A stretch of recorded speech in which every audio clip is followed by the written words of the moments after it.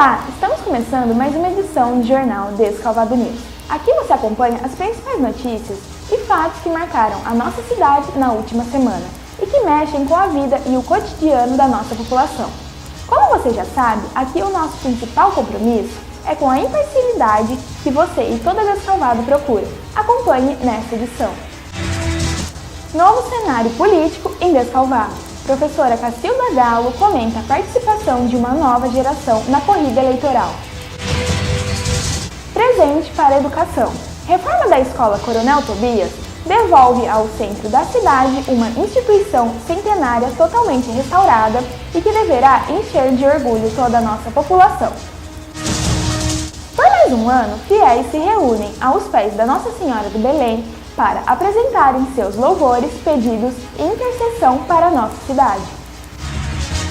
Especial Descalvado 180 anos. Apresentamos a primeira reportagem sobre a história e o desenvolvimento da nossa cidade. Agora no jornal Descalvado News.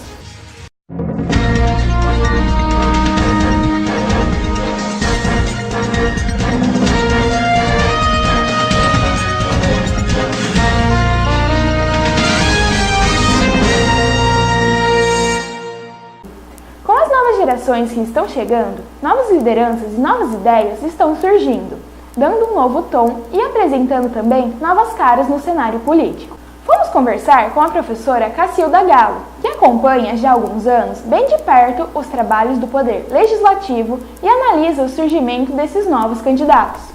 Com o passar do tempo, percebe-se que as gerações mudaram em Descalvado. A cidade vive um novo tempo, são muitas pessoas pelas ruas, novos postos de empregos, empresas, enfim, são novas pessoas liderando os negócios, muitos herdando os estabelecimentos das famílias e uma nova classe de líderes surge em todas as partes da cidade, nas diversas classes econômicas. Sob um olhar político e considerando que os representantes da cidade são frutos dessa nova geração, a equipe do Descalvado News avaliou os perfis dos 100 candidatos a vereador de nossa cidade. Desse número, aproximadamente 15% dos candidatos têm menos de 35 anos e ingressam pela primeira vez numa campanha política, buscando o cargo de vereador. Nesse sentido, a professora, ex-diretora de Cultura e participante assídua das sessões legislativas Cacilda Galo, explicou o novo cenário da política local e as expectativas que a população pode esperar desse quadro. Eu acho positivo, porque são mais pessoas interessadas na política. Eu acho que a maioria está interessado mais no salário, vamos chamar assim, né? Mesmo que seja só pelo fato de estar pleiteando, vamos chamar entre aspas, um emprego, mas alguma coisa vai ficar, alguma consciência política vai ficar. Eu acredito que esses políticos, esses candidatos, vamos chamar assim, esses candidatos, eles têm por hábito fazer promessas.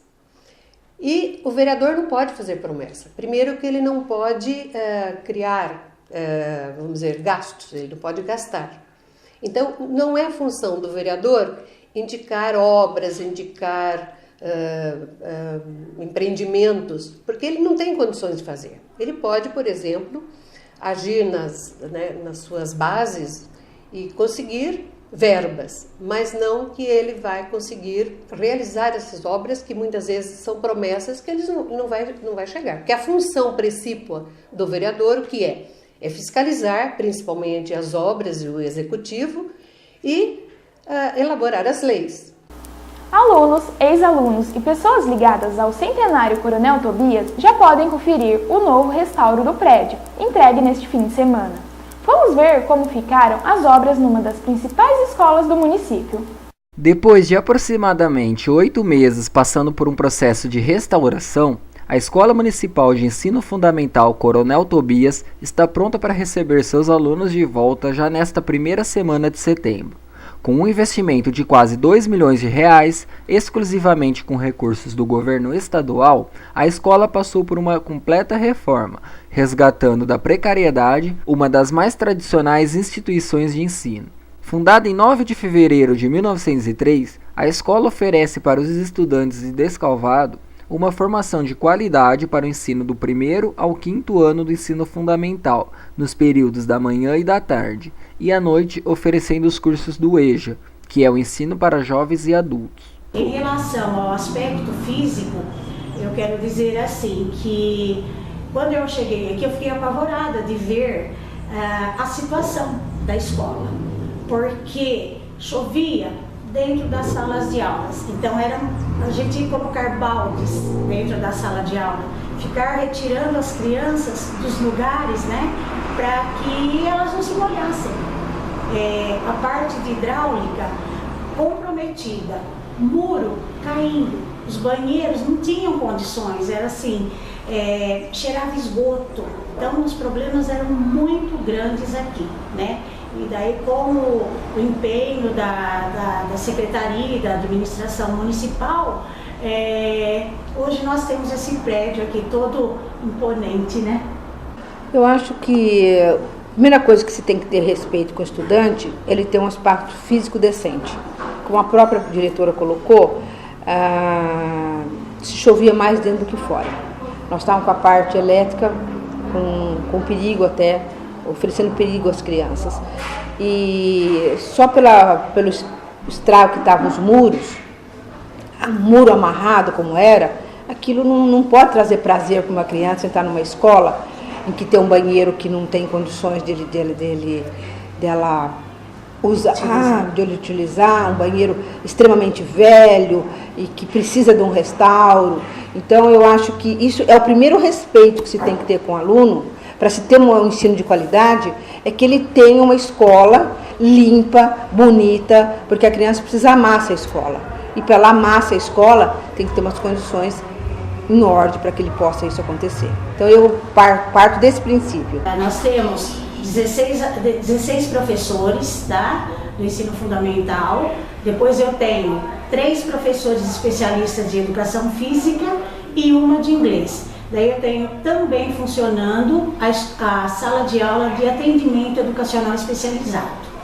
À noite nós temos uma sala de educação de jovens e adultos e também funciona nesse prédio a sala do novo telecurso, que são alunos, né, de 5ª a 8ª série e também uma sala de ensino médio. Na escola nós temos 14 funcionários trabalhando. E nós tivemos a felicidade de pegar a Rafra, que eu falo que eles não trabalharam como uma empresa trabalha fazendo uma reforma. Eles trabalharam como descalvadenses, que são, e como ex-alunos do Coronel Tobias, porque eles fizeram além do que estava previsto. Entendeu? A competência deles foi assim impressionante, né?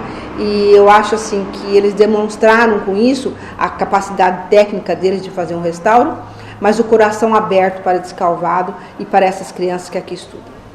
Por ser uma obra de aproximadamente 100 anos, né? Vimos muita coisa em que nos surpreendeu. E por muitas vezes ficamos até emocionados, porque a grande maioria que trabalhou aqui teve a oportunidade de estudar aqui. Atendendo cerca de 400 alunos, a escola ainda oferece espaço para a prática de educação física, contando com uma quadra poliesportiva, outra de recreação, biblioteca com acervo de quase 23 mil livros, laboratório de informática, sala para atendimento educacional para alunos com necessidades especiais e ainda sala de leitura e vídeo. A festa da padroeira Nossa Senhora do Belém é uma das principais e tradicionais solenidades de Descalvado. A população leva ao altar da Igreja Matriz seus pedidos e agradecimentos e ainda podem desfrutar das barracas típicas em sua parte social. O mês de setembro em Descalvado é marcado pelas comemorações do aniversário e também pelas festividades em louvor à padroeira da cidade, Nossa Senhora do Belém. Este ano, a imagem de Santa Maria foi colocada no altar da Igreja Matriz, em cima de um carro de boi, simbolizando a sua chegada aqui em Descalvado, ocorrida por volta do ano de 1885.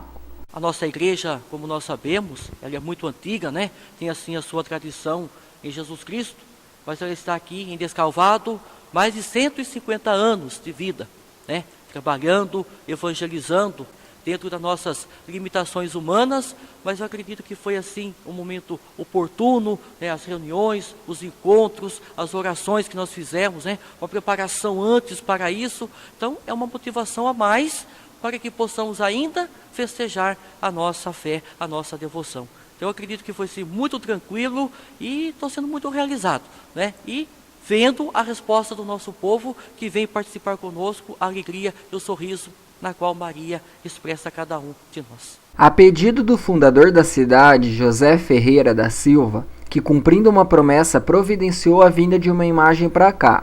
Ela teria sido esculpida com a mesma altura e peso de sua mulher, Florência Maria de Jesus. Desde a sua chegada em Descalvado, Nossa Senhora do Belém reúne um grande número de devotos, que todo ano fazem questão de prestigiar a novena e as celebrações que antecedem a procissão do dia 8 de setembro. Eu sempre fui daqui do centro. Eu cantei no coral daqui há muito tempo e depois eu comecei a ajudar lá em cima, mas eu estou sempre aqui. Eu moro aqui ao lado, meu comércio ao lado da Igreja Matriz, e eu então sou sempre presente. Sou muito devota de todos os santos. Na Senhora do Belém eu já alcancei graça também. Tenho muita fé. Ainda nesse espírito de festas e comemorações, apresentamos agora uma matéria especial dos 180 anos de Nossa Descalvado, a ser comemorado também no dia 8 de setembro, dia de Nossa Senhora do Belém. Vamos buscar a história da nossa cidade e como aconteceu o seu desenvolvimento. No início do século XIX, o Morro do Descalvado era usado como ponto de referência nas rotas dos viajantes que circulavam entre as cidades de Araraquara e Rio Claro. Naquela época, ainda viviam por aqui alguns poucos índios cangangues das tribos dos Gês e que aos poucos foram afungamentados pelo aumento da circulação de pessoas que passavam pela região e também por alguns desses viajantes terem acabado se estabelecendo por aqui. Dentre essas famílias que vieram e ficaram, estavam José Ferreira da Silva e seu irmão, Tomé Ferreira, por volta do ano de 1820. Cumprindo o voto religioso, José Ferreira da Silva mandou construir uma pequena capela em homenagem a Nossa Senhora do Belém, e que foi inaugurada no dia 8 de setembro de 1832. Hoje, aquela capela se tornou uma das mais bonitas e imponentes igrejas do interior de São Paulo, sendo visitada por inúmeros fiéis, que usam aqui como ponto de partida do conhecido Caminho da Fé até a Basílica de Nossa Senhora da Aparecida. Também no dia 8 de setembro ficou conhecido por causa disso, como aniversário da cidade. Por volta de 10 anos após a inauguração da capela, José Ferreira da Silva e sua esposa Florência Maria de Jesus começaram a doar pequenas porções de terra ao redor da capela para que ali fossem habitados. Começavam assim a surgir pequeno povoado em Descalvado. Em 22 de abril de 1865, o povoado foi elevado à Vila do Belém do Descalvado. Em 1889, passou a ser cidade. Finalmente, em 26 de dezembro de 1908, teve seu nome simplificado para Descalvado, que, de acordo com o último censo do IBGE, realizado no ano de 2012, possui hoje uma população de 31.056 habitantes. Apesar de ser uma das cidades mais antigas da região central do estado, Descalvado não conseguiu alavancar um grande crescimento econômico, se comparado a algumas cidades vizinhas, como Araraquara, São Carlos, Pirassununga e até mesmo Porto Ferreira. Alguns especialistas dizem que essas cidades foram beneficiadas pela passagem de grandes rodovias, como a rodovia Anhanguera e a Washington Luiz. Não podemos nos esquecer que com o progresso também vêm os problemas. Não é segredo que a vizinha Porto Ferreira sempre enfrentou problemas relacionados à habitação e segurança pública, por exemplo, e que afetam diariamente na qualidade de vida de sua população. Já em Descalvado, se por um lado não tivemos a sorte da expansão e desenvolvimento urbano e industrial, por outro temos a tranquilidade e a qualidade de vida típica de cidades do interior. É inegável que Descalvado sempre ofereceu uma boa qualidade de vida. Não há problema relacionado ao saneamento básico. Saúde, o nosso hospital, apesar de algumas dificuldades, ainda não enfrenta graves problemas observados em muitas cidades com superlotação e falta de médicos no atendimento de emergência. Aliás, parece haver mais reclamações do atendimento no setor privado, que há pouco tempo teve suspensa a venda de novos planos para novos usuários pela Agência Nacional de Saúde. Também não há problemas na falta de vagas nas escolas e nas creches da rede pública, que atendem 100% da demanda, além de excelentes escolas no setor privado e ainda contando com 2 instituições de ensino superior. Já na área de segurança pública, mesmo com uma meia dúzia de marginais dando trabalho às polícias nos últimos tempos, de uma maneira geral, ainda parece existir a confiança da população pelo trabalho realizado por aqueles que zelam pelo nosso patrimônio e pelas nossas vidas. Ainda assim, é claro que temos problemas para serem resolvidos. Se o desejo dos nossos futuros governantes para os próximos 180 anos é almejar trilhar a cidade para atingir um desenvolvimento e um progresso tão sonhado, de uma forma séria e sustentável, terão que estar atentos aos desafios e soluções necessárias para isso. Um dos principais problemas que ainda não foi resolvido é a questão da estação de tratamento de esgoto. Com as obras paralisadas há mais de 5 anos, ainda não há sequer uma previsão para o término de sua construção e de quando ela deve entrar em operação.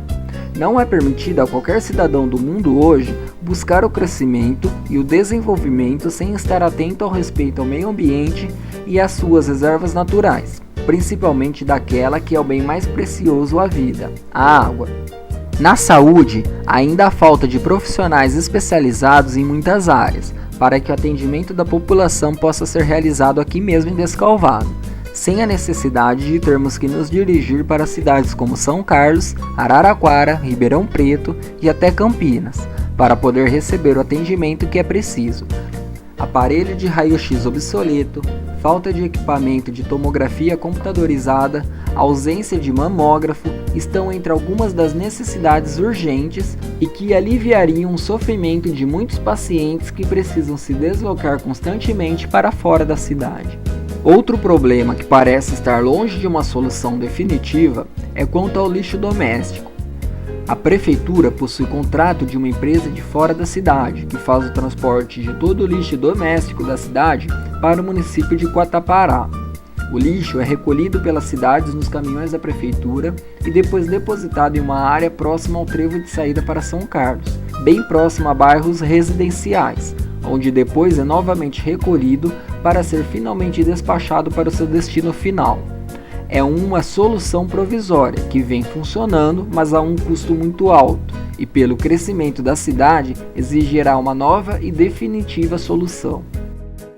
Mesmo com todos esses problemas apresentados nesse primeiro episódio da série, ainda assim, de uma forma geral, a sensação da população é de que moramos numa cidade muito boa para se viver.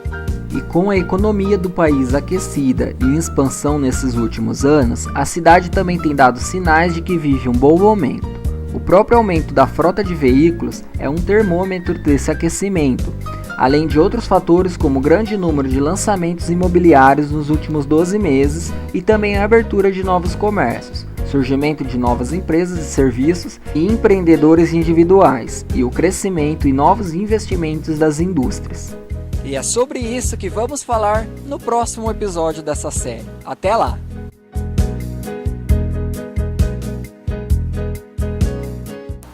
Então não perca na próxima semana a segunda reportagem deste especial. Nós ficamos por aqui. Até lá!